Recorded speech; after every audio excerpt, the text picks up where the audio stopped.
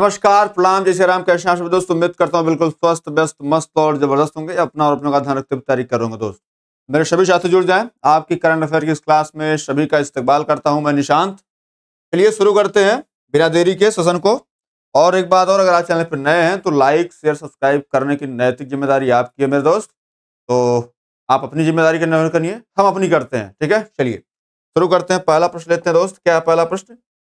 पहला प्रश्न है आपका, नागरिक उड्डयन महानिदेशालय डीजीसीए से ड्रोन लाइसेंस प्राप्त करने वाली भारत की पहली कंपनी कौन बन गई है? पिछली दफा इस ऐसा प्रश्न आया था, तो मोस्ट इंपॉर्टेंट इसको कर सकते हैं आप। ऑप्शन ए है फ्रेटल aerospace systems, general aerospace, space technologies, Asteria aerospace.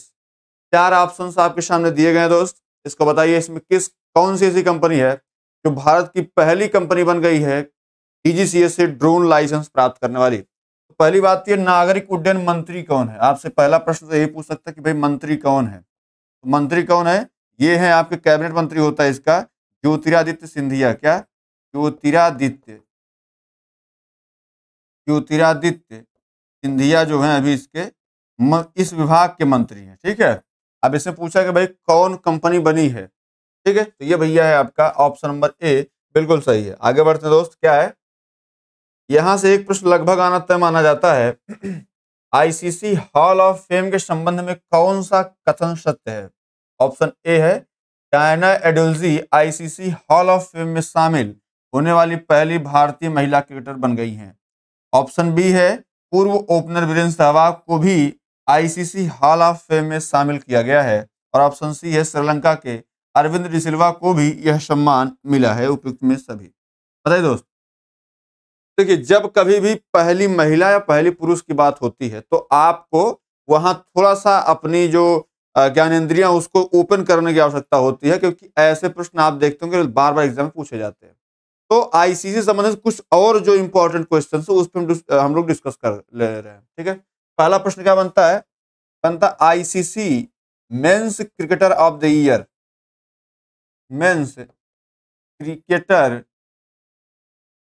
Cricketer of the year. ठीक है, अगर आपको ऐसे अगर भाई ICC men's cricketer of the year कौन है, तो ये हैं आपके पैट कमिंस। कहाँ के हैं दोस्त? पैट कमिंस हैं। क्या है? पैट कमिंस हैं। और ये हैं कहाँ के? ये हैं आपके ऑस्ट्रेलिया के। कहाँ पे हैं दोस्त? ऑस्ट्रेलिया के हैं दोस्त। ये भी डिस्कस करेंगे, तब तक कुछ एक्स्ट्रा जो फैक्ट होते हैं उनको जान लीजिए। अगर आपसे पूछ ले कि भाई, जैसे ये ICC men's cricketer of the year पूछा है, अगर आपसे यही पूछ ले कि भाई आईसीसी महिला, ठीक है, वो आपका नताली सीवर ब्रंट है। क्या है? Natalie sewer Brunt. अगर आपसे यही महिला पूछ ले, क्या महिला कौन है? Natalie sewer Brunt. ठीक है मेरे दोस्त, ये आपकी आईसीसी महिला क्रिकेटर ऑफ द ईयर है। मामला क्लियर है? अगर यही आपसे पूछ ले आईसीसी पुरुष वनडे क्रिकेटर, क्या आईसीसी पुरुष वनडे क्रिकेटर, पुरुष one day cricketer of the year, cricketer of the year, ICC पुरुष one day cricketer of the year कौन है भैया? विराट कोहली है। कौन है? विराट कोहली है। विराट कोहली, इनको तो सभी जानते होंगे भैया, विराट कोहली जी को। विराट कोहली है। ये पूछा हुआ प्रश्न है, ऐसे प्रश्न आपसे पूछे जा सकते हैं। ठीक है दोस्त, तो आईसीसी पुरुष one day cricketer of the year कौन है? विराट कोहली है। अगर आपसे पूछ दे आईसीसी महिला, अब यहीं पे अगर आपसे पूछ दे आईसीसी महिला वनडे महिला one day cricketer of the year कौन बनी है भैया? ये आपको एक नाम याद होगा, क्या? चमारी अट्टापट्टू। क्या? चमारी अट्टापट्टू। ये जो है चमारी अट्टापट्टू, अट्टापट्टू, ये आपकी आईसीसी फीमेल या आईसीसी महिला one day cricketer of the year है। ठीक है, अब अगर आपसे और पूछ दे क्या आईसीसी मेंस टी20 क्रिकेटर ऑफ द ईयर, क्या आईसीसी मेंस टी20 cricketer of the year, cricketer of the year, ICC men's टी20 क्रिकेटर ऑफ द ईयर कौन भैया? ICC men's cricketer of the year कौन है? ये है आपके सूर्य कुमार यादव, जो भाई हर एंगल छक्का जो मारते हैं। क्या नाम है? सूर्य कुमार यादव, सूर्य कुमार यादव, ठीक है, अपने यूपी के हैं दोस्त, ठीक है, सूर्य कुमार यादव है। मामला क्लियर है। अब यहीं पर अगर आपसे पूछ दे भाई आईसीसी महिला T20 cricketer of the year कौन है, तो आईसीसी महिला क्रिकेटर ऑफ द ईयर कौन भैया? ये है आपकी हेली मैथ्यूज। कौन भैया? हेली मैथ्यूज है। ठीक है, ये ऐसे फैक्ट है, अगर आपसे एग्जाम में यहां से प्रश्न आएगा तो इससे बाहर नहीं जाएगा मेरे दोस्त, ठीक है, हेली मैथ्यूज है। अब देखिए, अगर यहाँ पे सारी चीजें हो गई हैं, अब हम आते हैं प्रश्न पर। आईसीसी हॉल ऑफ फेम के संबंध में कौन सा कथन सत्य है? तो मेरे दोस्त जाहिर सी बात है, डायना एडुल्जी जो है आईसीसी हॉल ऑफ फेम में शामिल होने वाली पहली भारतीय महिला क्रिकेटर बनी है। बिल्कुल बात सही है। ऑप्शन बी है, पूर्व ओपनर वीरेंद्र सहवाग को भी आईसीसी हॉल ऑफ फेम में शामिल किया गया, ये भी बात बिल्कुल सही है। और ऑप्शन सी है, श्रीलंका में अरविंद डिसिल्वा को भी यह सम्मान मिला है, तो बात बिल्कुल सही है। तो इसका जो सही जवाब हो जाएगा मेरे दोस्त, वो हो जाएगा आपका ऑप्शन नंबर डी, उपयुक्त सभी। आगे बढ़िए दोस्त, क्या बढ़ते चलते हैं। हाल ही में प्रदान किए गए जीआई टैग उत्पादों के संबंध में कौन सुमेलित नहीं है? क्या पूछा है? कौन सुमेलित नहीं है ना? अब आपको बताना सुमेलित कौन सा नहीं है। आपको तो पता भाई, काजू, खोआ, केसर, जम्मू कश्मीर, वागथान फल, लद्दाख, इनमें से कोई नहीं। अब इसमें क्या पूछा? सुमेलित नहीं है। अगर ऐसे प्रश्न आते हैं ना दोस्त, तो आप हो जाते हैं क्या, टोटली कंफ्यूज्ड, अब इसमें करें क्या, हम क्या मारें, क्या करें। तो आपको ये समझना कौन सा नहीं है, कौन सा कथन सुमेलित नहीं है। तो देखिए, काजू का गोवा है तो सही बात है, केसर का जम्मू कश्मीर सही बात है, वागथान का लद्दाख, ये भी बात सही है, लेकिन इनमें से कोई नहीं। भाई जब तीनों सही है तो इनमें से आपका ऑप्शन नंबर क्या? ऑप्शन नंबर डी आपका बिल्कुल राइट हो जाएगा। यही कथन क्या, यही कथन गलत है, यही कथन गलत है मेरे दोस्त। चलिए आगे बढ़ते हैं बिना देरी के। हाल ही में हुई नियुक्तियों के संबंध में कौन सुमेलित है? ऑप्शन है, नीदरलैंड के प्रधानमंत्री मार्क रूट, लाइबेरिया के राष्ट्रपति जोसेफ बोकाई, अर्जेंटीना के राष्ट्रपति Xavier Gorad Moily, option D उपयुक्त सभी। देखिए दोस्त, नियुक्ति से संबंधित प्रश्न तो एक पूछना है, इसमें कोई दो राय है ही नहीं है। ठीक है, तो हम चलिए एक करके चर्चा कर लेते हैं कुछ अन्य जो नियुक्तियां हुई उनके विषय में। सबसे पहले किस पे चर्चा करेंगे दोस्त? सबसे पहला नाम जो चर्चा का विषय रहा है वो रही है रूबी सिन्हा। कौन रही है?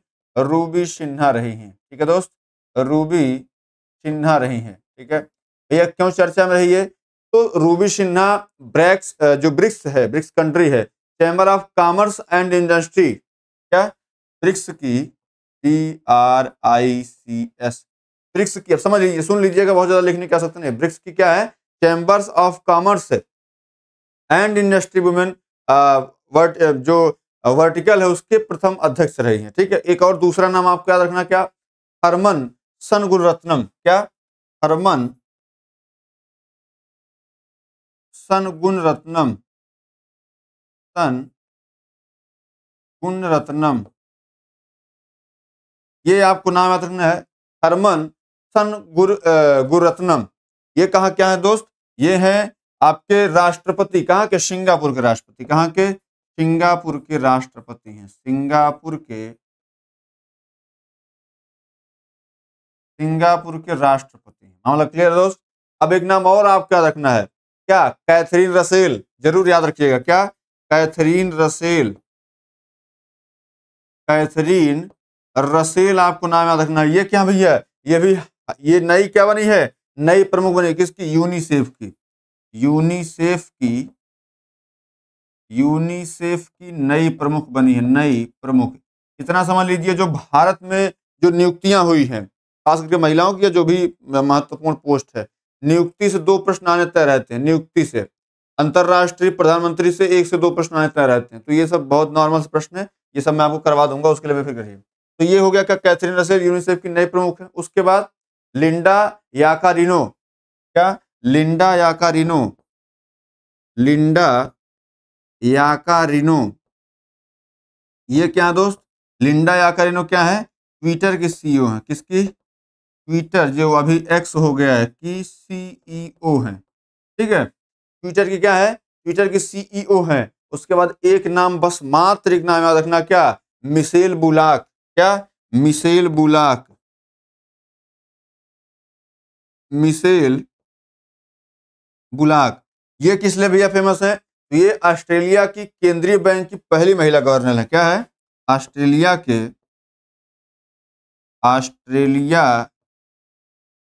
केंद्रीय बैंक की पहली महिला गवर्नर हैं, पहली महिला गवर्नर हैं। ठीक है मेरे दोस्त। तो देखिए इतने नाम आपको याद रखना। क्या? रूबी जो सिन्हा है, ये इनको याद कर लिए, किस लिए रखना है? ये ब्रिक्स की chamber of commerce and industry women vertical की क्या है? प्रथम अध्यक्ष हैं। दूसरा नाम क्या है? थर्मन सनगुणरत्नम है। क्या है? थर्मन सनगुणरत्नम है। ये क्या दोस्त? सिंगापुर के राष्ट्रपति हैं। कैथरीन रसेल हैं, यूनिसेफ की नई अध्यक्ष हैं। लिंडा याकारिनो है, ट्विटर की सीईओ बनी है। और मिशेल बुलाक है, ऑस्ट्रेलिया की केंद्रीय बैंक की पहली महिला गवर्नर बनी। ये सारे फैक्ट आपको याद रखने हैं, इसलिए फैक्ट इसलिए मैं लिखवाता हूँ। देखिएगा जब एग्जाम आप देने जाएंगे तो इन्हीं फैक्ट में से आपको क्वेश्चन फंस जाएगा। क्वेश्चन ये जो मैं पढ़ा रहा हूँ ये फंसे न फंसे अलग मुद्दा रहेगा, लेकिन फैक्चुअल चीज़ जो बताऊंगा वो चीज़ें फंस जाएंगी। इसीलिए ज़्यादा मैं फैक्ट वो करता नहीं, ज़्यादा क्वेश्चन नहीं बताता हूँ इसको कि आपको पूरा 20 क्वेश्चन पूरा फैक्चुअल से भर दूँ ना, लेकिन आपको 4 से 5 प्रश्न ऐसे बताऊंगा जो फैक्चुअल आपको ये याद ही रखने होते हैं। ठीक है दोस्तों, बताइए इसका सही जवाब। भाई नीदरलैंड के प्रधानमंत्री भी जस्ट बने मार्क रूट, लाइबेरिया के राष्ट्रपति जोसेफ बोकाई, अर्जेंटीना के राष्ट्रपति जेवियर पोरांडो मोइली हैं। ऑप्शन डी क्या है? बिल्कुल ऑप्शन डी इसमें बिल्कुल सही है। चलिए आगे बढ़ते हैं दोस्त। गीत एम्बेड्स इन मिलेट्स के संबंध में कौन सा कथन सत्य है? इसे best global music performance category में ग्रेमी अवार्ड के लिए नॉमिनेट किया गया है।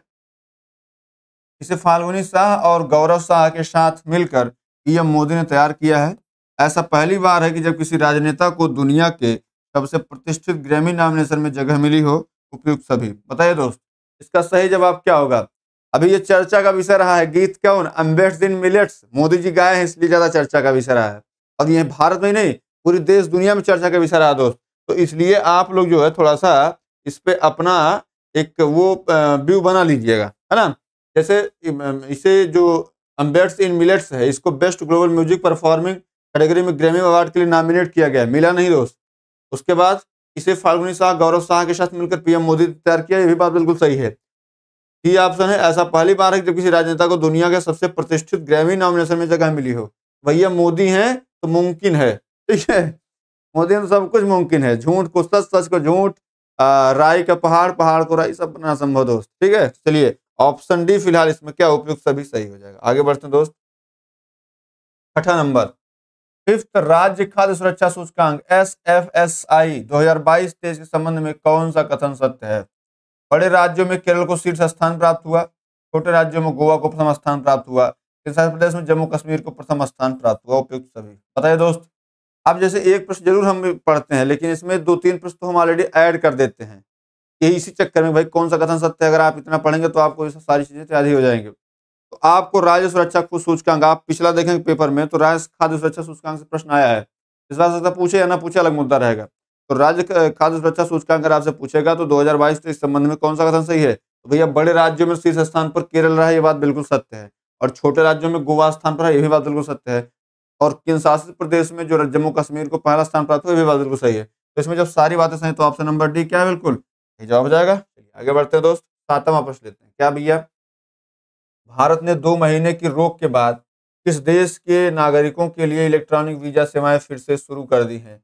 कनाडा, इजराइल, दक्षिण अफ्रीका, रसिया। ठीक है दोस्त, अभी आपको पता है जब जस्टिन ट्रूडो आए थे भारत G20 के बैठक में, और जस्टिन ट्रूडो जब यहाँ से गए तो भारत के खिलाफ उन्होंने अपने देश में जाकर के जहर उगला था। याद तो होगा ना पूरी कहानी आपको, पूरा माहौल। उसके बाद से जैसे वहां पर एक हत्या हुई थी, कोई खालिस्तानी था, तो उन्होंने आरोप लगाया था कि साहब इनकी हत्या जो है ये क्या नाम है भारत वाले करवाए हैं। तो इस पर भारत ने अपनी कड़ी आपत्ति दर्ज कराई थी और कहा था कि ऐसा है बेटा, अब तुम आओ जाओ, सब बंद है ना। वापस सारी चीजें कर दिया और कहा कि आइंदा ये वाली हरकत नहीं होनी चाहिए। तो जब उन भाई जाहिर सी बात है, कनाडा से हमारे जो है सिखों का बढ़िया एक वो रिलेशन है, सभी ने अपना रिक्वेस्ट किया जो है कैसे भी। तो उसके बाद मोदी जी ने कहा ठीक है चलो खोल देते हैं। कौन से देश? कनाडा के लिए। ऑप्शन ए बिल्कुल सही। हमारे जो इजराइल, अफ्रीका है, इनसे बहुत बढ़िया संबंध है दोस्त। ठीक है, चलिए आगे बढ़ते हैं दोस्त। क्या है? 8वां नंबर, राष्ट्रपति द्रौपदी मुर्मू ने किस राज्य में ब्रह्म कुमारी द्वारा आयोजित राष्ट्रीय शिक्षा अभियान नए भारत के लिए नई शिक्षा का शुभारंभ किया? बताइएगा दोस्त। राजस्थान में, उड़ीसा में, मध्य प्रदेश में, कर्नाटक में? बताइए मेरे दोस्त, इसका सही जवाब क्या होगा? द्रौपदी मुर्मू ने किस राज्य में ब्रह्म कुमारी द्वारा आयोजित राष्ट्रीय शिक्षा अभियान नए भारत के लिए नई शिक्षा का शुभारंभ किया? तो ये किया मेरे दोस्त कहाँ पे? उड़ीसा में। कहाँ पे? उड़ीसा में। ऑप्शन नंबर बी क्या बिल्कुल सही जवाब है। ठीक है मेरे दोस्त, आपको बता दूं कि करंट अफेयर की आपकी क्लास जो है आ, या तो कल रहेगी, मैं आपको सूचना दे दूंगा, कल सुबह अगर रहेगी तो बढ़िया उसमें शो करने लगेगा, है ना, नहीं तो फिर परसों शाम को रहेगी दोस्त। ठीक है, शाम को 6 बजे से रहेगी। ठीक, 3-4 घंटे क्लास रहेगी। अगर 1 घंटे एक बार में कवर होगा तो वेल एंड गुड है, नहीं तो फिर उसकी क्लास और ले लेंगे। हमारा क्लियर है? मतलब उसमें पूरी जो आपकी पूरी जितनी करंट अफेयर घटना है सब कवर कर देंगे। तो आपको चिंता करने का सोचते नहीं, जुड़े हैं तो जुड़े रहिएगा, विश्वास नहीं टूटेगा आपका। ठीक है दोस्त, तो इसमें सही जवाब आपका ऑप्शन नंबर भी उड़ीसा हो जाएगा। आगे बढ़ते हैं दोस्त। 9 नंबर, 9 नवंबर, अच्छा यहाँ 9 नंबर है तो 9 नवंबर भी है। बंगाल की खाड़ी में आए चक्रवात माईकॉन्ग का नामकरण किस देश द्वारा किया गया? बांग्लादेश द्वारा, म्यांमार के द्वारा, नेपाल के द्वारा, थाईलैंड के द्वारा? बताइए दोस्त, इसका सही जवाब क्या होगा? देखिए कुछ ऐसे नाम जो अभी आपको नहीं पता, फिर मैं आपको बता रहा हूँ, वो सारे नाम हो सकता है आपसे रिपीट पिछली बार पूछा गया था, है ना, पूछा गया था कौन से तट पे आया था, किस प्रकार का तूफान है ना। तो बहुत ज्यादा आपको तो नहीं पढ़ना, लेकिन बस ये है भाई उष्णकटिबंधीय है, शीतोष्ण है, तो ऐसा तो जाहिर सी बात उष्णकटिबंधीय ज्यादा रहते हैं। देखिए हम आपको बात करते हैं जैसे अभी अल्बारो एक तूफान आया था। कौन सा? एक तूफान आया था अल्बारो। अल्बारो, अल्बारो आया था, कहाँ पे आया था? ये आया था जो है मेडागास्कर के तट पर। कहाँ पर? मेडागास्कर के तट पर। मेडागास्कर, मेडागास्कर के तट पर आया था। और इसका नामकरण किसने किया? अगर आपसे पूछे नामकरण, तो भैया नामकरण करने वाले व्यक्ति कौन है? कौन सा देश नामकरण किया था? इसको किया था मोजाम्बिक। क्या नाम है उसका? मोजाम्बिक ने किया था, मोजाम्बिक। ठीक है, मोजाम्बिक ने किया था। ठीक है मेरे दोस्त, आया प्रश्न इसलिए इसको करवा दे रहा हूं। उसके बाद दूसरा एक महत्वपूर्ण कौन है? एक आया था आपका मिथिली। क्या था? मिथिली आया था, मिथिली। और मिथिली का क्या था भैया? मिथिली कहाँ आया था? ये बांग्लादेश की सीमा, बांग्लादेश के बॉर्डर पर आया था। कहाँ पर? बांग्लादेश। ठीक है मेरे दोस्त, बांग्लादेश के उस बॉर्डर पे आया था। और इसका नामकरण किसने किया था? तो इसका नामकरण, मिथिली का नामकरण मालदीव किया था। ठीक है, नामकरण अगर आपसे पूछे नामकरण, तो इसका नामकरण किसने किया था? मालदीव ने। ठीक, मालदीव ने किया था। उसके बाद आपका अल्बोरा हो गया, उसके बाद आपका मिथिली हो गया। अगर आपसे कहे कि भाई एक हामून तूफान आया था, क्या? हामून, हामून, इसका नामकरण किसने किया था? नामकरण अगर आप पूछा जाए, भैया हामून का नामकरण किसने किया था? एक नाम, कौन? ईरान। क्या नाम था? ईरान। ईरान ने इसका नामकरण किया था। एक और तूफान आया था, कौन सा? जो अभी भारत में भी आया था, कौन सा? तेज। क्या? तेज। तेज का नामकरण भारत ने, तेज का नामकरण भारत ने। और ये कहाँ पर था? तो ये आपका जो है दक्षिण पश्चिमी अरब सागर में था। कहाँ पर? दक्षिण पश्चिम अरब सागर, दक्षिण पश्चिम अरब सागर में था। ठीक है मेरे दोस्त, दक्षिण पश्चिम अरब सागर में था तेज। उसका अगर बात कर ले, कौन सा? एक और आया था, साउल। क्या आया था? साउल। यहां लिखिए, साउल एक तूफान है, ये भी आया था साउल। साउल का नामकरण किसने किया था? ये पूछा जाता है, तो भैया साउल का नामकरण कौन किया था? वियतनाम किया था। कौन? वियतनाम। साउल का नामकरण कौन किया? वियतनाम किया था। और ये साउल आया कहाँ था दोस्त? तो साउल आया था दक्षिणी चीन सागर में। कहाँ आया था? दक्षिण चीन सागर में आया था, दक्षिण चीन सागर में आया था। कौन? साओल। ठीक है, उसके बाद अगर हम बात कर लें, क्या? मोचा एक तूफान आया था। क्या? मोचा एक तूफान आया था, इसका नाम किसने किया था? यमन ने किया था। और ये क्या आया कहाँ पे था मोचा? तो भैया मोचा आया था म्यांमार बांग्लादेश की सीमा पर। ठीक है, म्यांमार बांग्लादेश में। ठीक है दोस्त, ये आपका आया था बांग्लादेश। ठीक, तो इसको भी आप याद रखना है। फिलहाल आपसे क्या पूछा गया है? माईकॉन्ग पूछा गया है। तो माईकॉन्ग और मिचोंग, भाई माईकॉन्ग पूछे या मिचोंग पूछे तो आप क्या मानेंगे? आपका म्यांमार होता है, बांग्लादेश पीपर ज्वाय। क्या? पीपर ज्वाय का नामकरण जो है बांग्लादेश ने किया। एक बार फिर से देख लेते हैं। शाओल वियतनाम दक्षिण चीन सागर, मोचा यमन ने किया है म्यांमार बांग्लादेश सीमा पर, अल्बोरा मेडागास्कर तट पर नामकरण मोजाम्बिक ने किया है। मिथिली बांग्लादेश ने किया, बांग्लादेश की सीमा पर आया था, नामकरण मालदीव ने किया है। हामून जो है, हामून, अगर हम हामून की बात कर लेते दोस्त, तो हामून जो है ये कहाँ पे आया था? तो हामून आपके, इसका नामकरण ईरान ने किया था। तीर जो है इसका नामकरण भारत ने किया था और ये दक्षिण पश्चिम अरब सागर में आया था। मामला क्लियर है दोस्त? चलिए आगे बढ़ते हैं, अगला प्रश्न लेते हैं। फिलहाल इसका जवाब आपका ऑप्शन नंबर बी हो जाएगा। ठीक है दोस्त, चलिए अगला क्या है मेरे भाई? अगला है आपका, रोम टॉम कंपनी द्वारा किस देश में दुनिया की सबसे ऊंचा परमाणु रिएक्टर अनुसंधान स्थापित किया गया है? जापान के द्वारा, बोल्विया, ब्राजील और थाईलैंड। बताइए क्या दोस्त? सोमटाम कंपनी द्वारा देश में, किस देश में दुनिया का सबसे ऊंचा परमाणु रिएक्टर अनुसंधान स्थापित किया गया है? भैया ये इसमें कुछ सोच रहे हैं, इसका ऑप्शन क्या है? बोलीविया के द्वारा। ऑप्शन बी बिल्कुल सही है। आगे बढ़ते हैं दोस्त, 11 नंबर पे क्या है? भारतीय मूल की किस लेखिका को 2023 के लिए ब्रिटिश अकादमी पुरस्कार प्रदान किया गया है? Option A Nita Desai, option B Shivashankari, option C Kavita Saini, option D Nandini Das. बताइए तो इसका सही जवाब क्या होगा? भैया आपको पता है शिवशंकरी तो अभी उनको सरस्वती सम्मान वाला मिला था 2022 वाला, ठीक है, ये है नहीं। अनीता देसाई को ब्रिटिश से एक पुरस्कार मिला, लेकिन ये वाला नहीं मिला था, ये भी बात गलत है। इसमें कौन हो जाएगा? नंदिता दास बिल्कुल सही हो जाएगा। कौन? नंदिता दास। ऑप्शन नंबर डी क्या बिल्कुल सही जवाब है। आगे बढ़ते हैं दोस्त, 12 नंबर क्या भैया? 18 अक्टूबर 2023 को राष्ट्रपति द्रौपदी मुर्मू ने किस राज्य के चतुर्थ कृषि रोड में 2023-28 का शुभारंभ किया? झारखंड, बिहार, छत्तीसगढ़, हरियाणा। बताइए मेरे दोस्त इसका सही जवाब क्या होगा? इसका सही जवाब क्या होगा मेरे दोस्त? देखिए अगर हम बात कर लें क्या चतुर्थ कृषि रोड मैप की, ये जाहिर सी बात है 23 से 28 तक चलेगा। और इसका शुभारंभ कहाँ किया गया है? आपके यहीं बिहार में। और बिहार में कहाँ? बिहार के पटना में, यही ना आई थी। ऑप्शन बी, जब वही नीतीश कुमार का वही स्पीच नहीं वायरल हुआ था कि आप हमसे जब मांगी थी हम आपको सब न दिए थे, आप आइएगा यहाँ घूमते टहलते आते रहिएगा ताकि हम भी जो है होता रहे, है ना? तो नहीं होता है, ऐसे आदमी बोलता है, तो इस प्रकार से इसी मौके पर बोले थे वो। ठीक, चलिए आगे बढ़ते हैं दोस्त। 13, भारत में क्षेत्रीय रैपिड ट्रांजिट सिस्टम RRTS के शुभारंभ के अवसर पर साहिबाबाद को दुहाई डिपो से जोड़ने वाली किस ट्रेन को हरी झंडी दिखाई गई है? इसको याद रख लीजिएगा मेरे दोस्त। Option A trans Bharat Rapidex, option B Jai Hind Bharat Rapidex, option C Namo Bharat Rapidex, option D जो है अटल भारत रैपिडेक्स ट्रेन। बताइए दोस्त इसका सही जवाब क्या होगा? अब जाहिर सी बात है, अगर हर चीज की गारंटी कौन है? हर चीज की गारंटी मोदी जी हैं। तो यहाँ पे भारत में क्षेत्रीय रैपिड ट्रांजिट सिस्टम के शुभारंभ के जो है बात की बात थी, इसमें साहिबाबाद को दुहाई डिपो से जोड़ा गया। और 21 ट्रेन से जोड़ा गया, तो एक ही नाम कौन सा भाई? Namo Namo Narendra Modi, Namo Namo Namo Bharat Rapidex train. Option C क्या है? बिल्कुल सही है। आपको पता है गुजरात का जो मोटेरा स्टेडियम हुआ करता था उसका नाम नरेंद्र मोदी स्टेडियम कर दिया गया। कहाँ कर दिया गया? इसीलिए ना कि नाम जिंदा रहना चाहिए। अगर इतिहास लिखा जाएगा कल को तो आपका नाम जिंदा रहेगा। ठीक है, चलिए आगे बढ़ते हैं दोस्त। 14 नंबर भाई, नीतीश कुमार का नाम किस में रहेगा कि 9 बार नीतीश कुमार?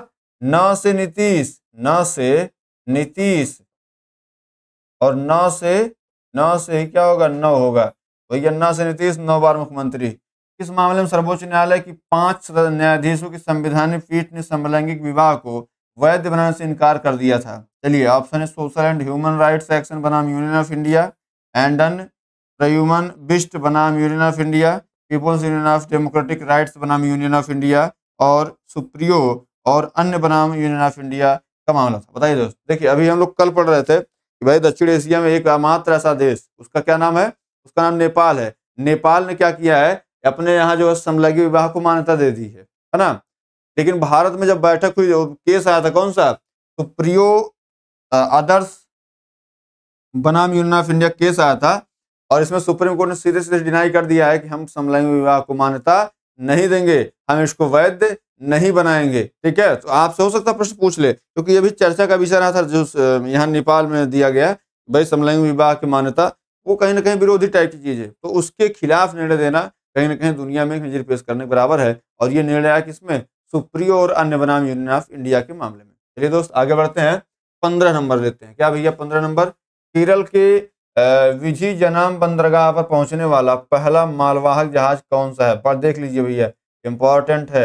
OOCL हांगकांग, जेन हुआ 15, MSC इरीनी, ऑप्शन डी है HMA ओस्लो। बताइए इसका सही जवाब क्या होगा दोस्त। देखिए अगर हम इसकी बात कर लेते हैं कि भाई पहली दफा जो बिझिंजाम बंदरगाह से पहुंचना पहला मालवाहक जहाज कौन है, वो है भैया MSC इरीना है। ऑप्शन सी क्या है, बिल्कुल सही जवाब है। ठीक है दोस्त, चलिए आगे बढ़ते हैं। 16 नंबर क्या है भैया, विदेश मंत्री S जयशंकर ने अक्टूबर 2023 में किस शहर में नोबेल पुरस्कार विजेता लेखक कवि रविंद्रनाथ टैगोर की प्रतिमा का अनावरण किया। कुआलालंपुर मलेशिया, कोलंबो श्रीलंका, बाक सिटी वियतनाम, टोक्यो जापान। बताइए अभी ये चर्चा का विषय बना भी था भाई, वियतनाम में जो है जाकर के जयशंकर जी ने रविंद्रनाथ टैगोर की जो है मूर्ति स्थापित की। कौन रविंद्रनाथ टैगोर, वही रविंद्रनाथ टैगोर जिनको जो है उन्होंने जो है 1911-12 में जनगण मन अधिनायक लिखा, 1913 में गीतांजलि के लिए जिनको नोबेल पुरस्कार दे दिया गया, वही रविंद्रनाथ टैगोर जिनको गुरुदेव की उपाधि जो है गांधी जी ने दी थी, वही रविंद्रनाथ टैगोर जिन्होंने गांधी जी को जो है महात्मा की उपाधि दी थी। इतनी बात समझ में आ गई पूरी। जनगण मन जो हमारा राष्ट्रगान वही लिखे तो हैं। देखिए दोस्त इसका सही जवाब क्या जाएगा, बाक निन सिटी वियतनाम। इनकी जो एक यूनिवर्सिटी है वो भी चर्चा का विषय रही है। ठीक है, उसको सम्मिलित किया गया यूनेस्को की धरोहर में, वो भी आप याद रखिएगा। चलिए 17 नंबर चलते हैं दोस्त। क्या है, एशियाई पैरा खेल 2023 से संबंधित निम्नलिखित कथनों पर विचार कीजिए। इसका आयोजन चीन के झांगझोउ में किया गया। भारतीय पैरा बैडमिंटन खिलाड़ी प्रमोद भगत ने स्वर्ण पदक जीता। भारतीय एथलीट सुमित अंतिल ने भाला फेंक में स्वर्ण पदक जीता। उस पर ऊपर दिए गए कथनों में से कौन सा सही है। केवल एक और दो, केवल एक और दो तीन, केवल दो और तीन, केवल एक और तीन। बताइए इसका सही जवाब क्या होगा दोस्त। एशियाई खेल में जो यहाँ पे चर्चा चल रही है, तो मेरे दोस्त मेरे भाई एशियाई खेल में जाहिर सी बात है इसका आयोजन कहाँ किया गया, झांगझोउ चीन में किया गया। ये बात बिल्कुल क्या है, बिल्कुल बात सही है। भारतीय पैरा बैडमिंटन खिलाड़ी प्रमोद भगत ने स्वर्ण पदक जीता, ये भी बात बिल्कुल सही है। और भारतीय एथलीट सुमित अंतिल ने भाला फेंक में स्वर्ण पदक जीता, ये तो चर्चा का विषय बना ही था। तो भाई तीनों ऑप्शन सही, तो एक दो और तीन, ऑप्शन बी क्या है, बिल्कुल सही है। आगे बढ़ते हैं दोस्त। 18 नंबर क्या भैया, अक्टूबर 2023 में हुई घोषणा के अनुसार देश का पहला नौसेना सौर संग्रहालय किस शहर में बनाया जाएगा। नासिक महाराष्ट्र, हैदराबाद तेलंगाना, लखनऊ उत्तर प्रदेश, बेंगलुरु कर्नाटक। बताइए मेरे दोस्त देश का पहला नौसेना सौर संग्रहालय। तो मेरे दोस्त अभी आपको पता है इसकी नींव पड़ी है अभी हाल ही में अक्टूबर महीने में। ठीक है, कहाँ पड़ी है दोस्त, ये पड़ी है आपके लखनऊ उत्तर प्रदेश में। कहाँ पर, लखनऊ उत्तर प्रदेश। लखनऊ किस नदी के किनारे, गोमती नदी के किनारे। कहाँ पर, गोमती नदी के किनारे। गोमती नदी के किनारे ये स्थित है। और ये क्या है, यही लखनऊ आपकी क्या है, यूपी की राजधानी है। क्या है, यूपी की राजधानी है। अगर हम आपसे कहें कि यूपी का नाम जो है उत्तर प्रदेश पड़ा कब, पहले संयुक्त प्रांत था, तो ये पड़ा 1950 में। ठीक है, 1950 में पड़ा था। मामला क्लियर है, ये सारी चीजें इससे संबंधित है। चलिए आगे बढ़ते हैं दोस्त। हैदराबाद को, यहाँ जो हैदराबाद लिखा है, हैदराबाद को tree city of the year, tree city of India ये कहा गया। ठीक है, हैदराबाद और बम्बई को। आगे बढ़ते हैं दोस्त। 19 नंबर क्या है, हाल ही में जूनिपर वृक्ष को किस केंद्र प्रदेश के राज्य वृक्ष का घोषित किया गया है। जम्मू कश्मीर का, लक्षद्वीप का, अंडमान और निकोबार का, लद्दाख का। पेपर उठा के देख लीजिए, क्या ऐसा प्रश्न नहीं आया है। पेपर उठा के देखिएगा कि क्या ऐसा प्रश्न नहीं है, बिल्कुल आया मेरे दोस्त। तो इसीलिए मैं सारे प्रश्नों के पहलुओं से आपको जो है भाई इसीलिए तो मैं छू आ रहा हूँ कि भाई इसको आप जो है जानते रहिए, है ना। तो भैया बताओ जूनिपर जो वृक्ष अभी है, अभी हाल ही में चर्चा का विषय भी रहा था, इसमें कौन सा सही है। भाई जम्मू कश्मीर का तो अपना अलग है, लक्षद्वीप का अलग है, अंडमान का निकोबार का अलग है, लेकिन अभी हाल ही में जो चर्चा का विषय रहा वो रहा आपका कौन, लद्दाख चर्चा का विषय रहा। और लद्दाख ने अपना राज्य वृक्ष घोषित किया किसको, जूनिपर वृक्ष को। ठीक है दोस्त, चलिए आगे बढ़ते हैं।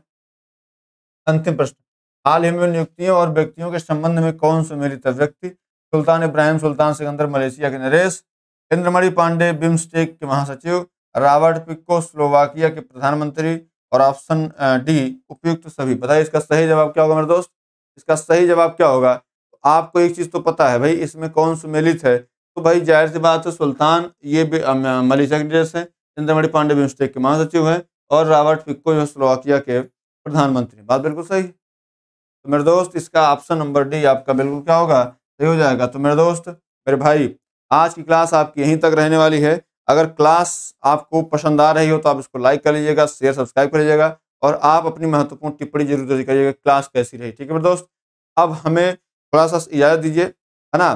कल शाम को या फिर परसों मैं आपको नोटिफ़ाई कर दूँगा कल सुबह ही कि क्लास कब रहने वाली है। उसी टाइम आपकी करंट अफेयर क्लास होगी। 1 क्लास मैक्सिमम होगी जहाँ तक मुझे लग रहा है। 1 क्लास होगी या 2 क्लास होगी, 4-5 घंटे की होगी। उसमें पूरा करंट अफेयर खत्म कर देंगे। ठीक है मेरे दोस्त? तो अब इजाज़त दीजिए। नमस्कार, जय हिंद।